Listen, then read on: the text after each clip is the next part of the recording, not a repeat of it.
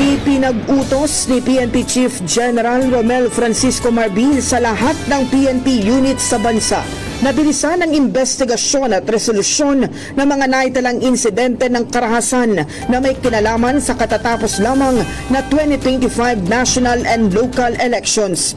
Umabot sa 77 ang validated election-related incidents ang naitala ng PNP sa iba't ibang bahagi ng bansa. Mahigpit na direktiba ni General Marbil sa mga regional at provincial directors na regular na mag-ulat sa progreso ng mga kaso at tiyaking mapapanagot ang mga sangkot sa ilalim ng batas.